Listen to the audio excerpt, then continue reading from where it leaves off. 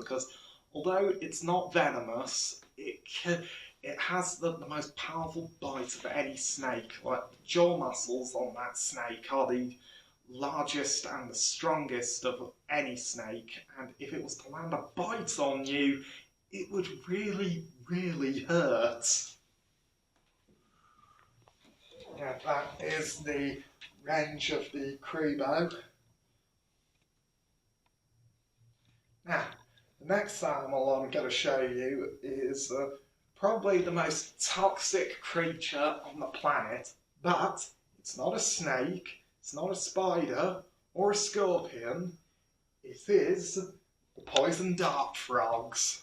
Now, poison dart frogs are, to me, some of the most beautiful and also quite fascinating creatures. In fact, some poison dart frogs, like this one here, the red and blue dart frog, they can be about no bigger than the end of my thumb, but the reason why they're so brightly coloured is to warn other animals that they're dangerous and not going to be good to eat.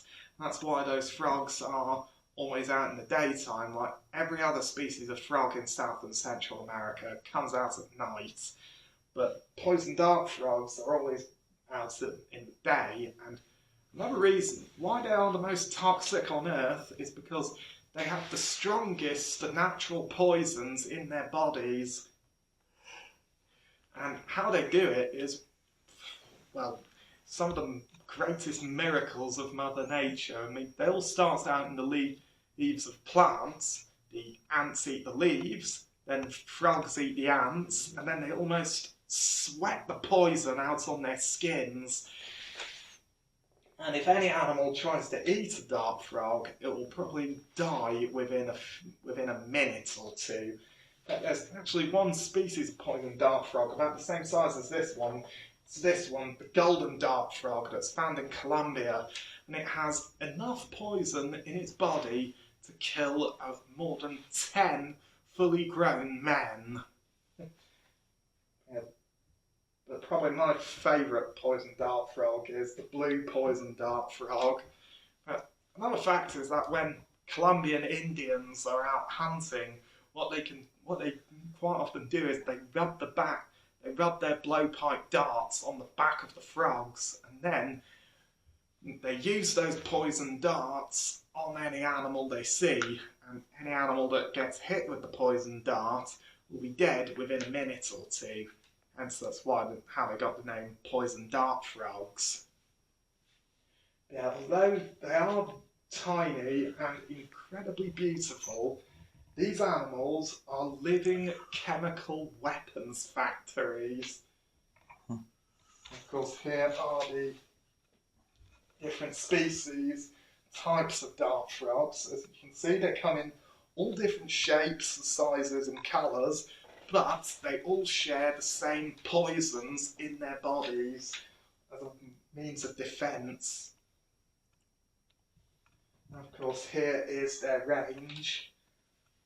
As you can see, they're found in Central America and much of South America. Now, the final animal I'm going to show you all is probably one of the strangest on the planet, and it is a very peculiar member of the dog family. It is the maned wolf.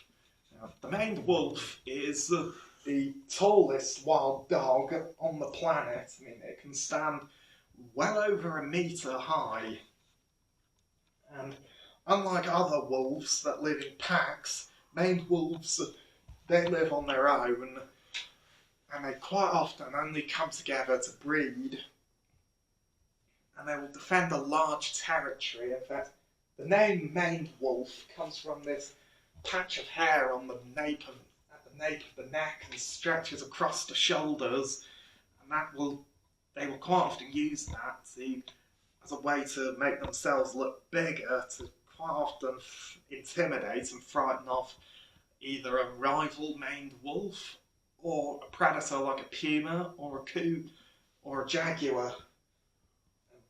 Maned wolves are what makes them so strange is that is their diet. I mean, they feed an enormous amount on fruits.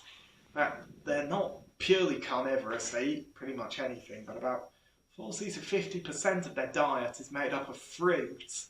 That they eat not just fruits, but also small mammals like rodents and even birds' eggs. Around sunset and midnight is when they do most of their hunting.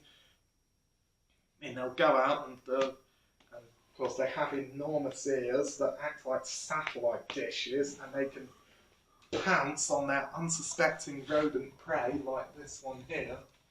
And they tend to live out in open grassland, on mountainsides, and even in dense forests. But there is a place in Brazil where they've been fed for over 20 years. And that's this place, which is the monastery of Caraça. Around about 20 or so years ago, the monks there realised that a large predator, was going through their rubbish, and they worked out that it was the maned wolves, and they have since then been leaving food out for them, and it's that place is said to be the best place to get up close to a maned wolf, because they come in for a free feed and they don't seem to be bothered by anyone there.